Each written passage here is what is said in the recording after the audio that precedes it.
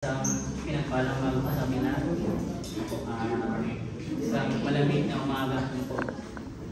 Malamig lang ang panahon pero yung pag-ibig natin sa Diyos ay hindi mananalapigan. Amen po ba? Po, isa pong pinagpalang umaga muli sa atin lahat, isa pong privilege muli na ako'y ma-assign yung box na dito. Na medyo tagal-tagal na rin po akong muli ako na-assign dito na po. Meron po bang bago? Welcome po sa bago natin, sa gawain ng Panginoon. Welcome po sa Lucas Church. Walang po ito tinataas ang church na ito, kundi pangalan lang ng ating Panginoon. Welcome po sa gawain ng ating Panginoon. Lahat po ay welcome sa simbahan na ito po. Ang church po ay para sa ating mga tao na mga makasalanan. Kung mayroon kang physical na sakit, pupunta ka ng hospital at hanapin mo yung doktor para ikaw ay magpagamot. Ang church po ay para sa mga taong may sakit na spiritual. Pupunta po tayo ng church para hanapin si Lord para tayo po ay magpagaling spiritual. Yun po yung purpose ng church. May mga taong nagsisimba pero hindi naman sumasamba. Hinahanap ng Diyos yung mga puso natin na sumasamba sa Panginoon. Po, tumago na po tayo sa ating preaching. Po, tama pala po si Brother Jason na po.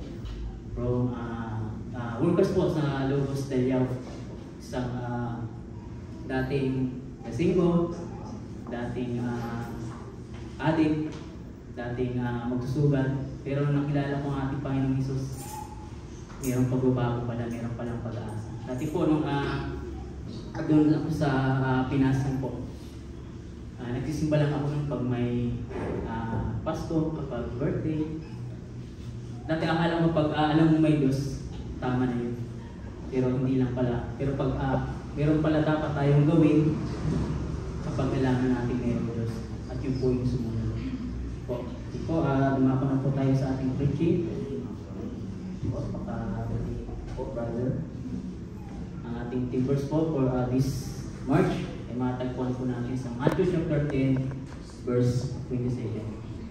What I tell you in the dark, speak in the daylight. What is whispered in your ear, proclaim from the roofs. Yun po yung ating team verse for this whole of month of March. Ang magsasalita po dyan ay ang ating Panginoong Jesus. Proclaim from the roofs. Ipahayag sa mga bubungan. Bakit kailangan pang pumunta ng bubong? Para ipahayag o para ipagsigawan o para sabihin. Malalaman po natin yan sa ating text sa Panginoon. Sige po, next slide. And kung meron tayong makita ang tao na nasa bubong, meron siyang parang meron siyang para malakas yung kanyang pagsasalita. Parang banan po. Next slide po. Yan sa ibang version po ng Bible, sa NIV, proclaim from the roofs, sa ACT, proclaim on the housetops, sa NLT, proclaiming from the rooftops, at sa King James Version at sa New King James Version is preach on the housetops. Yan, dumako na po tayo sa ating text for this morning. Ang text po natin ay matagpuan po natin sa Matthew chapter 10 verse 26 to 28. 26, so do not be afraid of them, for there is nothing concealed that will not be disclosed, or hidden that will not be made known. Verse 27, what I tell you in the dark, speak in the daylight. What is whispered in your ear, proclaim for the roofs. Verse 28, do not be afraid of those who kill the body, but cannot kill the soul. Rather, be afraid of the one who can destroy both soul and body in hell. Tingnan naman po natin sa Tagalog version. Next slide po. Sa Tagalog version po, sa Magandang Balita Biblia. Tingnan naman po natin. Yan sa Matthew chapter 10 verse 26 to 28. Sa Magandang Balita Biblia ko po kinuha na version Tagalog. Kaya huwag kayong matakot sa kanila, walang natatago na di malalantad at walang nililihim na di mabubunyag. Ang sinasabi ko sa inyo sa dilim ay ulitin nyo sa liwanag, at ang ibinubulong sa inyo ay inyong ipagsigawan nyo sa lansangan. Verse 28, huwag ninyong katakutan ang pumapatay ng katawan, ngunit hindi naman nakakapatay ng kaluluwa. Sa halip, ang katakutan nyo ang Diyos na may kakayang pumusa ng katawan at kaluluwa sa impyerno. Sa passage po na ating binasa, ang sasalita po dyan ay ang ating Panginoong Jesucristo. Kung babasahin po natin ang whole Matthew chapter 10, Matthew chapter 10 verse 1, doon po nagsimula yung pagpili ng ating Panginoong Hesus sa kanyang 12 apostol.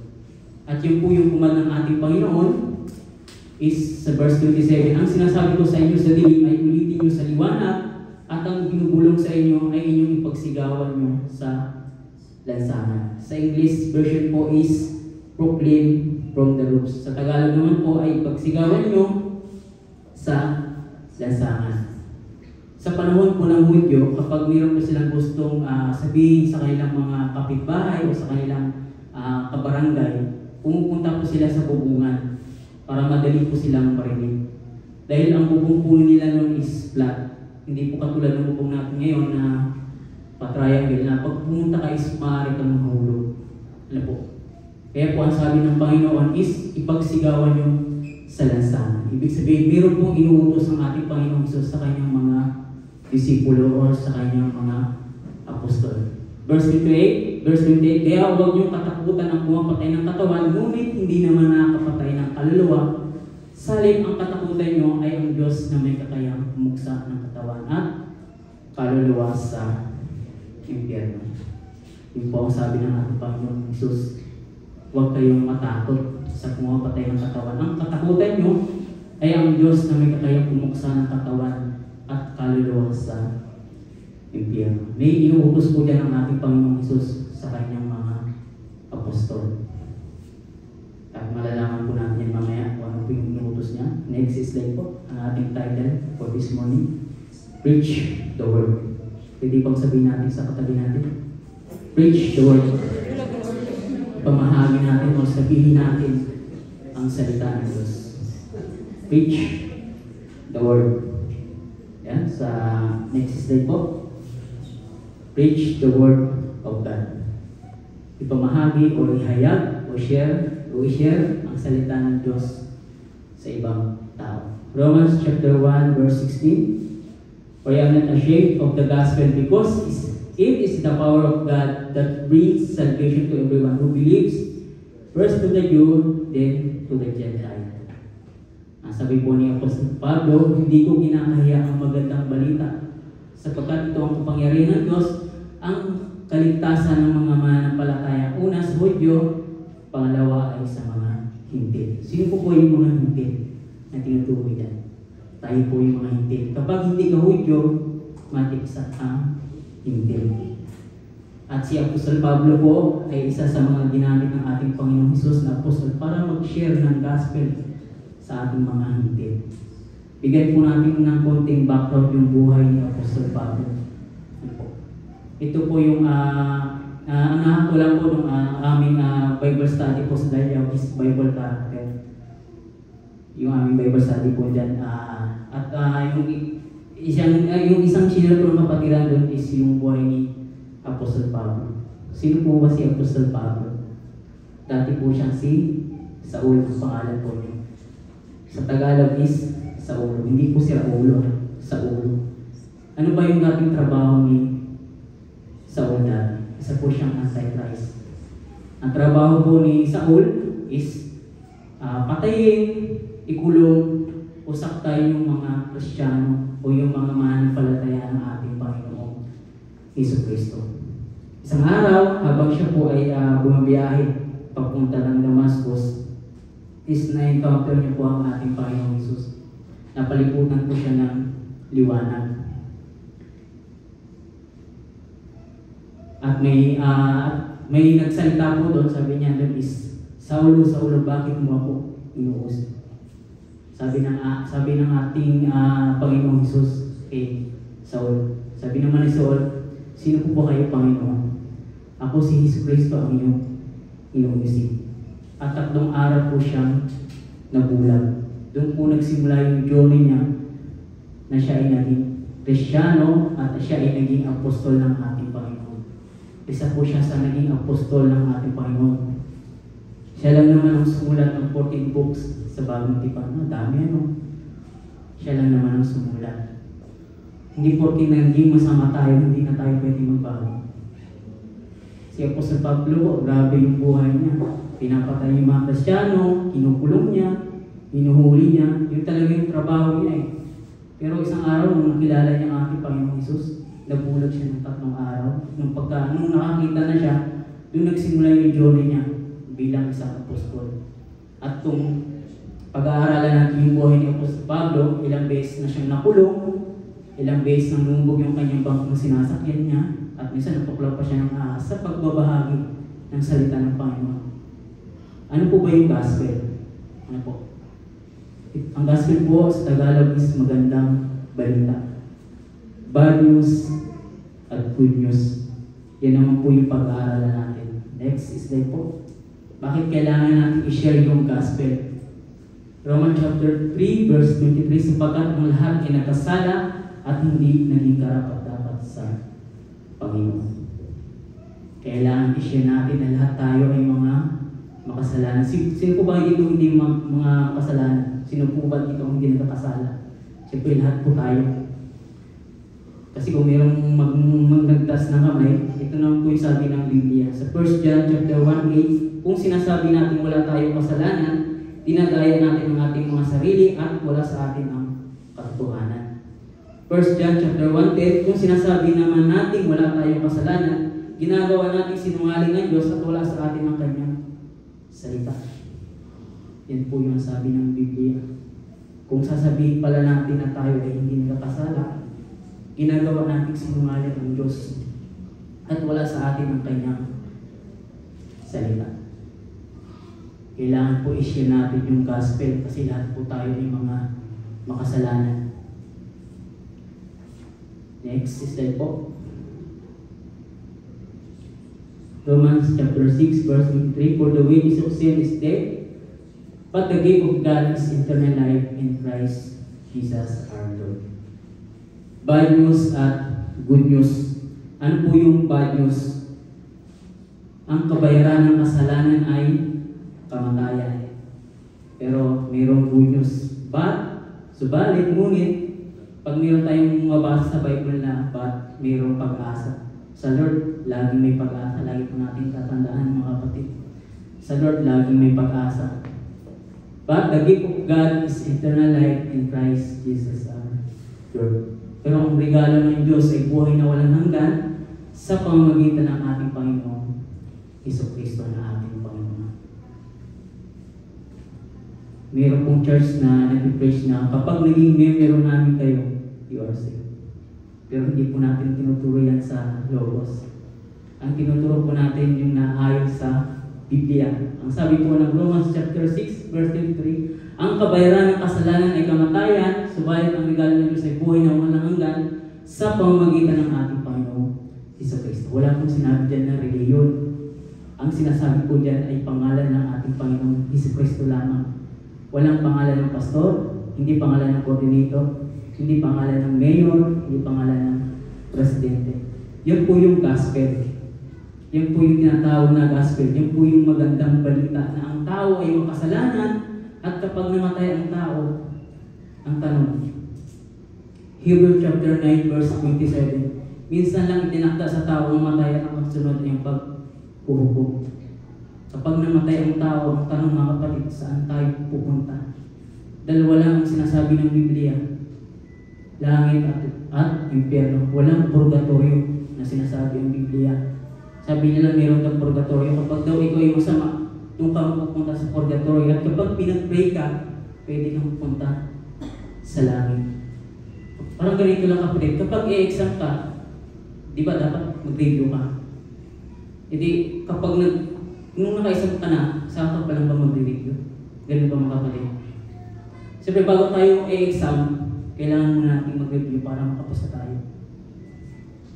Di ba lahat naman tayo ay nag-aaral mga kapatid? Hindi porke binayaran ng nanay natin yung ating 1 year na tuition fee, ay hindi na tayo mag-aaral. Hindi na ako mag-aaral kasi binayaran ng nanay ko yung tuition ko ng 1 year eh. Pasado na ako. Hindi ganun mga kapatid. Kailangan pa rin natin mag-aaral. Ganun din po ang salvation mga kapatid. Ang sinasabi ng Biblia, ang lahat ay nagkasala at walang nakarating sa kaluwalhatian ng Panginoon. Lahat tayo ay mga makasalanan. Kapag Kapag tayo ay namatay, ang tanong, saan ba tayo pupunta? Ang malaking question. Pero may sinasabi ang Biblia, magkakaroon lang tayo ng buhay na wala hanggan sa pamamagitan ng ating Panginoong Jesucristo lamang. Walang sinasabing relihiyon.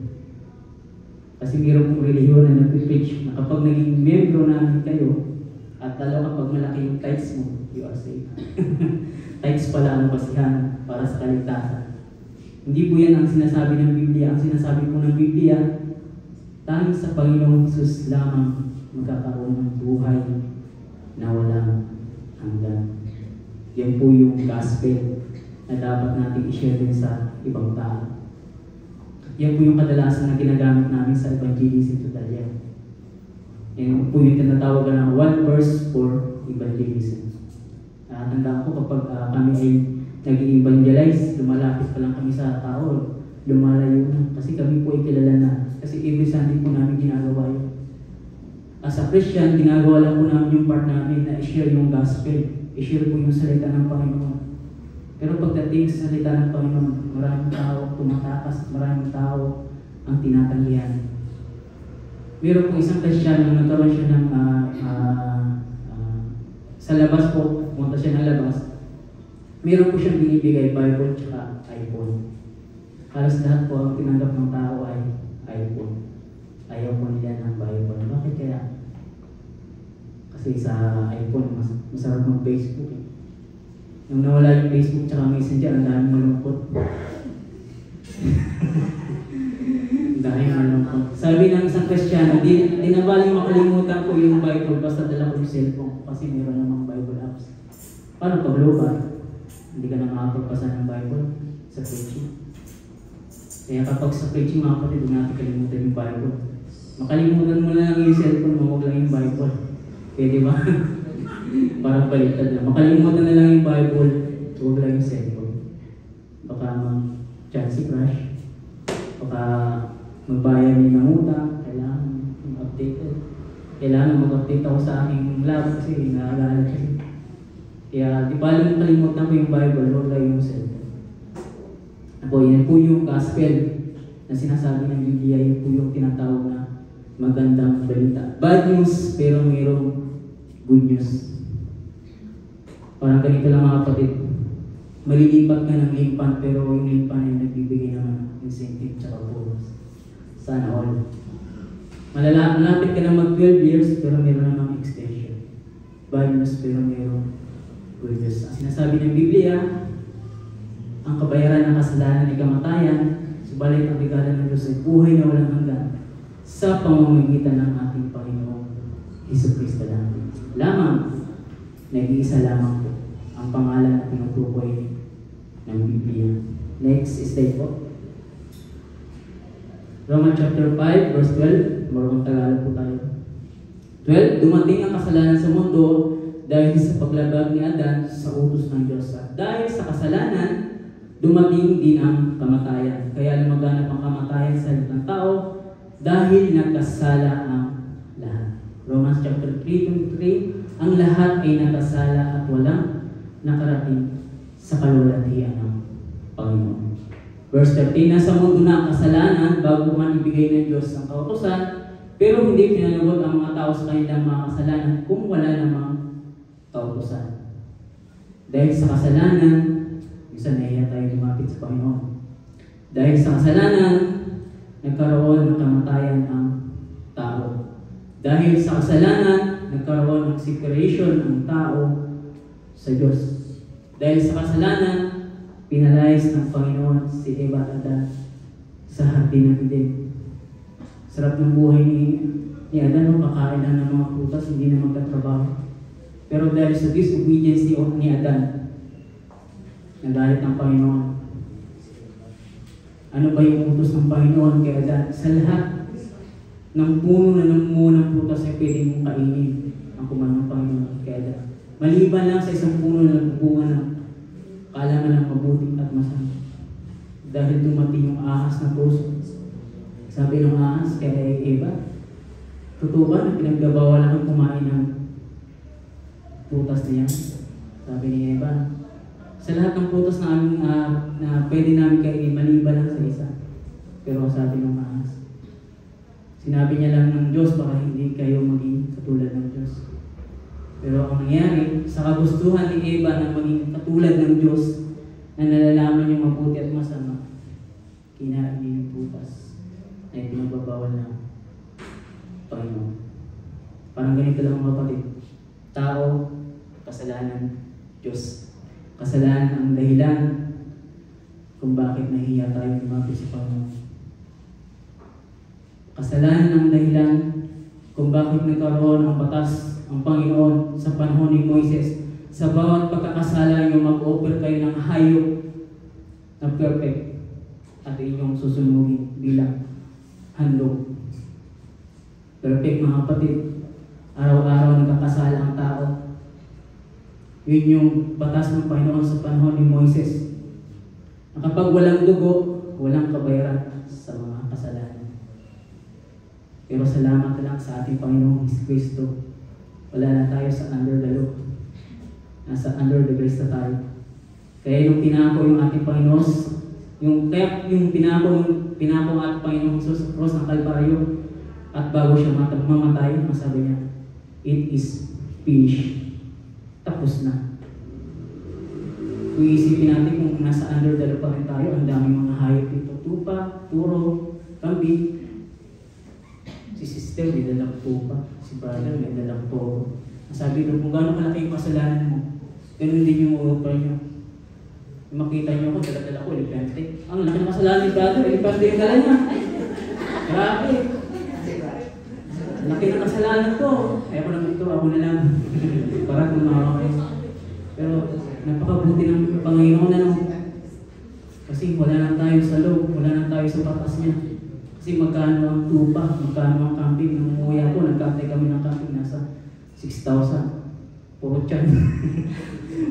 Kunti lang yung kami, 6,000. Ay ang kumando ng Panginoon, sa bawat pagkakasala niyo, dapat mag-alay kayo, mag-upol kayo. Ay araw-araw nagkakasala ang tao. Grabe yung kaputihan ng Panginoon. Kaya ang sabi nga ni John the Baptist, behold the Lamb of God who takes away the sin of the world. Ang sabi ni John the Baptist nung nakita niya si Jesus Christ. Ito na ang tupa na mag-aalis ng kasalanan ng mundo. Ibig sabihin, siya na yung huling offer para sa ating lahat. Kasi hindi na kaya ng mga hayop yung mga kasalanan natin mga kapatid. Kaya yung Diyos na nagkatawang tao, yung kanyang dugo na walang kapintasan, na walang kasalanan, yun yung magbabayad sa kasalanan ng buong mundo. Yun yung gospel. Na magkakaroon ng buhay na walang hanggan ng tao dahil ang tao yung kasalanan, kung tatanggapin niya si Jesus Christ as Lord and personal Savior, magkakaroon tayo ng buhay na walang hanggan. Yun po yung sinasabi ng Biblia. Hindi relihiyon ang batayan sa kaligtasan. Ang kaligtasan ay personal. Kaya ang sabi ng John 3:16, whoever believes in Him shall not perish, but have eternal life. Kung sino man ang palataya at maniniwala ay magkakaroon ng buhay na walang hanggan. Ang salvation ay hindi per church. Pero ginagamit ng Lord ng church para ilapit ang tao, para mapakinggan yung salita ng Panginoon na ang tao ay mga makasalanan. Next slide po. Ganun pa man, naghari pa rin ang kamatayan mula kay Adan hanggang kay Moises. Kaya sa mga tao hindi naman nagkasala ng tulad ni Adan, lumabag sa utos ng Diyos. Si Adan ay larawan ng Kristo na nooy inaasahang darating. Pero magkaiba ang dalawang ito dahil ang kaloob ng Diyos ay hindi katulad sa kasalanan ni Adan. Totoo nga nagdala ng kamatayan sa maraming tao ang kasalanan ni Adan. Pero mas nakakahigit ang biyaya at kaloob ng Diyos na dumating sa maraming tao sa pamamagitan ng isang tao na walang iba kundi si Jesucristo. Hindi lang po tao yan. Baka mamaya tao lang ating Panginoon Jesus. Siya po ay Diyos na nagkatawang tao. Philippians chapter 2, kung basahin po doon, sapagkat kapatay ng Diyos ang ating Panginoong Jesus, pero hinubad po niyo yung kanyang pagka-Diyos at nag-anyong alipin. Dahil yun po yung purpose niya para magkaroon. Ang Diyos po ay Espiritu, Kaya kailangan niya magkatawang tao para magkaroon ng dugo. At yung dugo na yun ay yung pumabayad sa ating mga kasalanan. Hindi lang po siya tao, mga kapatid. Kasi walang tao na makakapagligtas sa kasalanan ng lahat ng tao. Siya po ay Diyos na nagkatawang tao. Next slide po. Ibang-iba ang dinulot ng kaloob ng Diyos sa dinulot ng kasalanan ni Adan. Ang kasalanan ni Adan ay nagdulot ng kaparusahan, pero ang kaloob na ibinigay ng Diyos sa kabila ng maraming kasalanan ay nagdulot ng kapatawaran. Dahil sa kasalanan ng isang tao, naghari ang kamatayan, pero dahil sa ginawa ng isang pang tao na si Kristo, ang mga tao tumanggap na masaganang biyaya at kaloob ng Diyos ay itunuring niyang matuwid at maghahari sila sa buhay na walang hanggan. Sa kasalanan ni Adan, pumasok ang kasalanan. At dahil sa kasalanan, nagkaroon ng kamatayan. Dahil sa isang Diyos na nagkatawang tao, pumasok ang kapatawaran at nagkaroon ng buhay na walang hanggan ang taong tumatanggap o tumanggap sa Kanya bilang Panginoon at tagapagligtas. Next slide po. Kaya dahil sa kasalanan ng isang tao, ang lahat ay nahatulang parusahan. Ganoon din naman dahil sa matuwid na ginawa ng isang tao, ang lahat ay may turing na matuwid at mabibigyan ng bagong buhay. Kung sa pagsuway ng isang tao, marami ang naging makasalanan. Ganoon din naman dahil sa pagsunod ng isang tao, marami ang itinuring ng Diyos na matuwid. Isinugo ng Diyos ang mga kanyang buktong anak para i-save tayo sa ating mga kasalanan. Na dapat tayo yung ipapako sa cross, pero sa pag-ibig ng Diyos sa atin, ibinigay niya yung kanyang buhay para sa atin.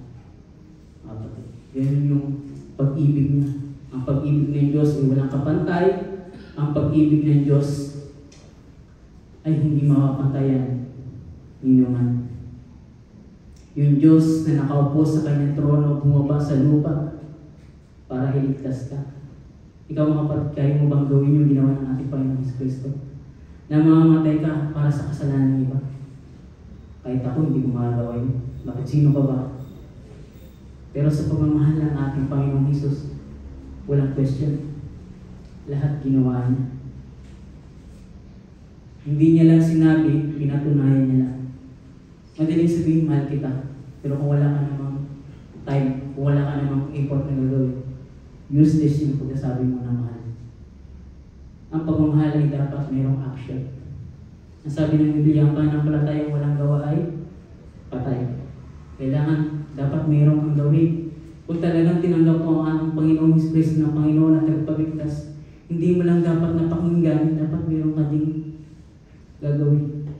Ang sabi nga ng ating Panginoong Hesus Kristo, if you love me, obey my commandments.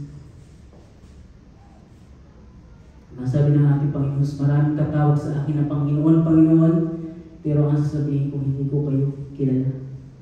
Ang kilala ko lang yung sumusunod sa kalooban ng Ama. Ano ba yung kalooban ng Ama?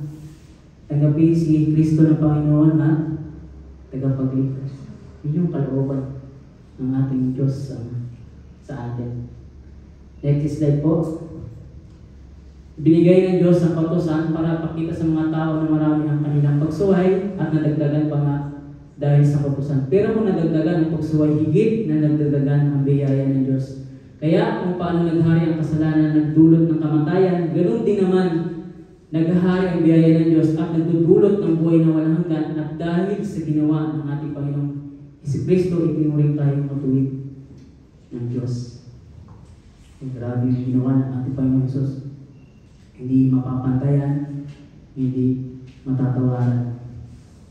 Ganun lang yung pag-ibig ng ating Panginoon. Ang sabi nga ni King David Psalms, Lord, ano ba ang tao para iyong alalahanin? Pero minsan hindi ka namin inaalala. Lord, ano ba ang tao para mahalin mo? Minsan hindi ka naman namin mahal. Lord, ano ba ang tao para bigyan mo ng oras? Pero minsan hindi ka naman namin binibigyan ng oras. Isa lang po ang sagot yan. Love. Dahil sa pagmamahal ng Panginoon, mayroon siyang ginawa at mayroon siyang pinatunayan sa pamamagitan ng ating Panginoong Jesucristo. Next slide po. Dire-diretso na po tayo. Sa 1 Peter chapter 3 verse 18, sapagkat si Kristo ay pinatay dahil wala siyang nagawang masama at minsan lang siya namatay para mapatawad ang mga kasalanan natin. Siya na walang kasalanan ay pinatay alang-alang sa ating mga makasalanan para madala niya tayo sa Diyos. Pinatay siya sa laman, pero binuhay siya sa Espiritu. Namatay siya 3 days, and after 3 days siya ay muli nabuhay. Bago pa mangyari, sinabi niya na yun sa Biblia. Sinabi niya na yun sa kanyang mga apostol. Kasi yun po yung kanyang purpose kung bakit siya pumunta dito sa mundo. Ano ba ang purpose natin kung bakit nandito tayo sa Taiwan? Para mabigyan ng magandang buhay yung ating pamilya. Para kumita ng malaki. At bilang isang Kristiyano, meron po tayong purpose. At ang utos ng ating Panginoong Jesucristo, i-share po yung gospel, i-share po yung magandang balita. Sapagkat si Kristo ay pinatay kahit wala siyang nagawang masama. Pinatay po siya dahil sa atin, dahil sa ating mga kasalanan. Siya na yung naging kabayaran sa ating mga kasalanan na kahit hindi siya dapat doon, pinili niya pong mamatay sa cross ng Kalbaryo. Next slide po. Sa Efeso chapter 1, verse 7 to 8, sa pamamagitan ng dugo ni Kristo, tinubos tayo ng ibig sabihin ay pinatawad ang mga kasalanan natin. Napakalaki ng biyayang pinagkulab sa atin ng Diyos. Binigyan niya tayo ng karunungan at pang-unawa. Sa pamamagitan ng dugo ni Kristo, tinubos tayo. Naalala niyo po ba yung babae na 12 years nang dinudugo? Na halos maubos po yung kanyang kayamanan sa pagpapagamot. Pero nung humawak lang po siya sa laylayan ng ating Panginoon Jesucristo, siya po ay gumaling. Humawak lang po yun. How much po yung dugo ng ating Panginoon Jesucristo na ipinambayad sa ating mga kasalanan. Tinubos tayo ng kanyang dugo. Tulad ng sinabi ko sa lumang tipan, kapag walang dugo, walang kabayaran sa kasalanan. Pero yung dugo na pinambayad sa ating lahat ay dugo ng Diyos na walang kasalanan, walang kapintasan. Napaka-powerful ng dugo ng ating Panginoon Jesucristo. Kaya nga sabi ni John the Baptist, behold the Lamb of God who takes away the sin of the world. Ito na ang tupa ng Diyos na mag-aalis ng kasalanan ng buong mundo. Buong mundo. Ang sabi ni John the Baptist. Next slide po. Sa Pangalawang Korinto chapter 5, verse 21, kailanman hindi nakasala si Kristo, ngunit alang-alang sa atin, itinuri siyang makasalanan para sa pamamagitan niya ay maituring tayo matuwid ng Diyos. Diyos lang po ang hindi nagkakasala. At sabi ng Romans 3:23, ang lahat ay nagkasala at walang nakarating sa kalwalhatian ng Panginoon. Pero sabi diyan, kailanman hindi nagkasala si Kristo, ngunit alang-alang sa atin itinuri siyang makasalanan. Sa panahon po ng Hudyo, kapag ikaw po ay makasalanan, kailangan mong ipako sa krus. Dahil yun po yung purpose ng ating Panginoon, kahit wala po siyang kasalanan, siya ay pinako para po tayo itubusin sa ating mga kasalanan. At kung siya po ay ating tatanggapin, ay magkakaroon tayo ng buhay na walang hanggan. Malapit na po tayo matapos. Next slide. John chapter 14, verse 6. Jesus answered, I am the way, and the truth, and the life. No one comes to the Father except through. Siya lang yung daan, katotohanan at buhay. Walang makakaroon sama, kundi sa pamamagitan. Siya lang ang daan. Maraming daan ngayon. Bagong daan, dating daan, lumang daan. Pero isa lang po yung sinasabi ng Biblia ng daan. Ang ating Panginoong Jesucristo lamang. Kung gusto natin pumunta doon sa bahay ng Ama, isa lang po ang sinasabi ng Biblia. Si Kristo lang po, ang ating Panginoon, si Kristo lamang ang daan, katotohanan at buhay. Siya lang po ang daan. Next slide po. Sa ating conclusion, ito po yung utos ng ating Panginoon. Ito po yung utos ng ating Panginoong Jesucristo. Sa Mark chapter 16, verse 15 to 16, he said to them, "Go into the world and preach the gospel to all creation. Whoever believes in is baptized will save, but whoever does not believe will be condemned." Ito po yung utos ng ating Panginoon sa kanyang mga disipulo. Tayo po ba ay disipulo ng ating Panginoon? Kapag sinabi kong disipulo, tagasunod, kung tayo po ay tagasunod ng ating Panginoon, kung tayo po talaga ay tunay ng mga Kristiyano, tayo po ay susunod. Ang meaning po ng Kristiyano is, it means followers of Jesus Christ. Yun po yung meaning ng Christian. Sino mayroong paboritong vlogger? O mayroon akong paboritong vlogger pero Kristiyano siya. Ang pinablog niya yung Word of God, encouragement, gospel, salita ng Panginoon. Ang maraming vlogger na makapanood ka, mayroong ang pangalan niya is Makamundo, mayroong Bubog, may mga pangalan ng vlogger. Pero yung isang vlogger na pinapanood ko po is Christian siya, napaganda ng kanyang content, encouragement, sinishare po niya yung magandang balita, yung gospel. As a believers po, meron po tayong part. At ang utos po ng ating Panginoong Hesus is preach the gospel to all creation. I-share po natin yung magandang balita. Yun po yung gospel na tinatawag ng Biblia. Na ang tao ay makasalanan, na ang tao ay pwedeng makapunta sa impyerno. Pero, dahil sa pag-ibig ng Diyos sa pamamagitan ng ating Panginoong Kristo, magkakaroon ng buhay na walang hanggan ang tao kung tatanggapin niya ang ating Panginoong Hesus as Lord and personal Savior. Yun po yung gospel na pwede po natin i-share. As a Christian po, ako po ay minsan nag-share ng salita ng Panginoon. Although minsan nare-reject po, medyo masakit, pero sabi ng Lord, okay lang, kasi ginawa mo yung part. Si Lord yung tinanggihan nila, hindi ikaw. Kaya sa mga i-invite po, kaya po sa mga invites natin, pasalamatan po natin yung mga nag-invite sa atin. Although ginamit lang sila ng Lord para i-invite ka, pero si Lord talaga yung nag-invite sa iyo. Yun po yung tinuturo ng Logos, yung gospel sa pamamagitan ng ating Panginoong Hesus Kristo. Hindi pa namin sinasabi na kapag naging member kayo, you are saved. At lalo na kapag malaking tithes mo. Hindi po yung tinuturo ng Logos Church. Ang tinuturo po is si Jesus Christ. Ang daan, tunay, at buhay na wala hanggan. Yan lang po yung ating preaching. Napakaiksi lang po pero yung mensahe umaapaw at yung pagpapala ng Panginoon. Ang buhay na walang hanggan ay matatagpuan lang natin sa ating Panginoon. Walang ibang pangalan sa silo ng langit kundi pangalan ng ating Panginoon Kristo at yung kaligtasan. Yung po yung sinasabi ng Acts chapter 4 verse 10. Nawa, meron po tayong tutunan. Yun po yung meaning ng gospel. Yun po yung utos ng Panginoon na meron tayong part as a Christian. I-share po natin yung gospel o yung magandang balita na ating napakinggan. Na nakatanggap na tayo ng salvation, is i-share po din natin sa ating pamilya, sa ating kaibigan, sa ating cohort, at samahan po natin ang panalangin. Kasi halos naman po tayo pumanan din ng panalangin.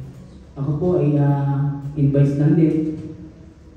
At yung nag-invite sa akin is nasa Pinas na. Malaking pasalamat ko kay Brother TJ na matyagang nagpapalaw sa akin kahit na ako'y laging tumatakas sa kuling ng Panginoon. Pero yung pagtsatsaga niya is, as a Christian, is ginampanan niya yung kanyang tungkulin po. Kaya sa mga nag-invite sa atin, pasalamatan natin. Kung meron tayong extra budget, ilibre naman natin mamaya. Joke lang. Although, pasalamat po tayo. Although, ginamit na sila ng Panginoon para i-invite tayo. Kung alalahanin natin yung mga nag-invite sa atin, salamat sa kanilang buhay. Although, ginamit sila ng Panginoon. Pero, napakahirap pong mag-invite sa tutulang. Napakahirap. At ako po meron din i-invite siya talagang kinukulit ko. Hindi ba lang kung napukulitan na ito. Baka sabihin niya, tigilan mo na ako. Pang i-invite ko po yung lalaki sa tayo. Is marunong po siyang tumugtog. Sayang. Yan lang po ang may share ko sa umaga ito. Yun po yung meaning ng gospel. Sige po tayo po ay maling tumayo. At tayo po yung nalangin at pasalamat sa ating Panginoon Diyos sa kanyang buhay at banal na salita. Sige po tayo po ay tumayo at yung po. At itigit po ang ating mga mata. Yes Lord, hallelujah, dakilang Diyos, noon, ngayon at magpakailanman, ang hari ng mga hari, ang Panginoon ng mga Panginoon Lord. Salamat Panginoon sa napakagandang mensahe sa umaga dito. Panginoon, ang buhay na walang hanggan ay sa iyo lang Panginoon matagpuan.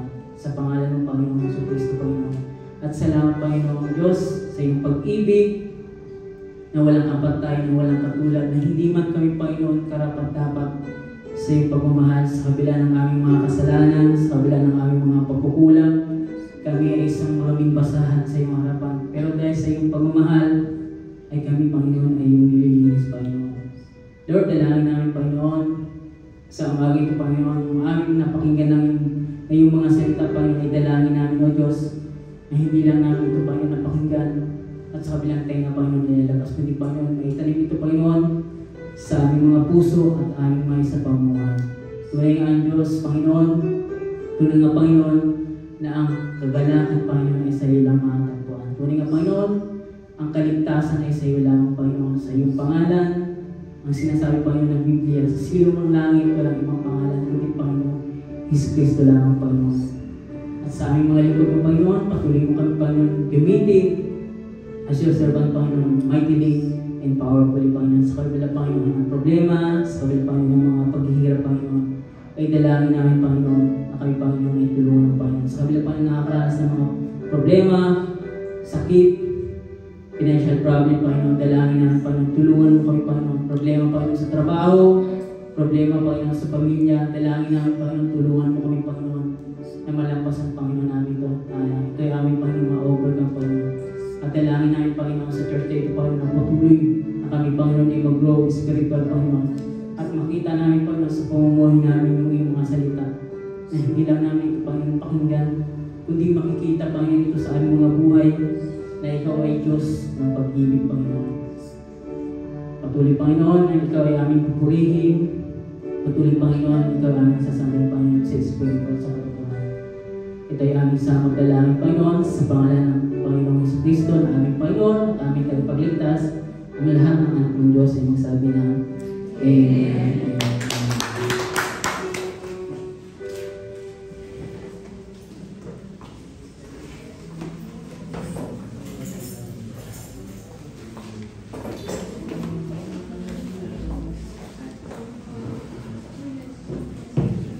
Amen. Anong oras na po ba mga kapatid? Napakagandang mensahe yung ating nakakinggan sa may binaba ni Brother Jason. Sabi niya sa Matthew, diba, go and make disciple of all nations. Na sabi nga ni Brother Jason is preach the word, na huwag natin kaya na tayo humayo sa mga taong wala pang tuloy ng relasyon sa ating Panginoon. Sa ating tithes and offering, i-share ko lang ito. Alam natin yung verse na to sa Malachi chapter 3 verse 10. Sabi po, bring the whole tithe into the storehouse that there may be food in my house. Test me in this, says the Lord Almighty, and see if it will not throw open the floodgates of heaven and pour out so much blessings that will not be room enough to store it. Sabi dito, test me in this. Bakit nga po ba tayo nagtatides mga kapatid? Kasi diba sa Old Testament, it's a principle at command ng Panginoon sa atin. At kapag tayo nagbibigay ng ating tithes and offering, we acknowledge na lahat comes and belongs sa ating Panginoon. Sabi nga ng Panginoon, diba, test me, subukan natin ang ating Panginoon. Ang tithes mga kapatid is 10 bahagi lamang, 10% ng ating kita na ibinibigay natin o nilalaan. Kung tutuusin, kakarampot lang yan na ibinibigay natin. Ito naman is, ang ating mga tithes is sumusuport sa ating simbahan. But sabi nga ng diba sa Old Testament, ito is batas. Pero sabi ng Lord sa Matthew chapter 23, verse 23. Meron ba? Sabi dito, "Who to you, teachers of the law and Pharisees, you hypocrites, you give a tenth of your spice, mint, dill, and cumin, but you have neglected the more important matters of law, justice, mercy, and faithfulness. You should have practiced the latter without neglecting the former." Sabi po sa Tagalog, "Kahabag-habag kayo, mga tagapagturo ng kautusan at mga pariseyo, mga mapagkunwari, ibinibigay ninyo ang ikasampung bahagi ng naanin ninyong tinababuena, ruda, linga. Ngunit kinakaligtaan naman ninyong isagawa ang mas mahabang turo sa kautusan, ang katarungan, ang pagkahabag, at ang katapatan. Huwag ninyong kaligtaang gawin ang mga ito, kahit na tamang gawin ninyo ang pagbibigay ng ikasampung bahagi ng ani." Sabi po dito, huwag daw natin kalimutan yung justice, mercy, and faith. Kasi ang mga kapatid, ang Panginoon, God wants us to have a pure heart, and God wants us to be a cheerful giver. Mga kapatid, na ang ating Panginoon alam ang desires ng ating mga puso. Kaya mga kapatid, ito lang sabi ko, kahit tight ka, mag-tights ka. So do it. Amen? Tayo po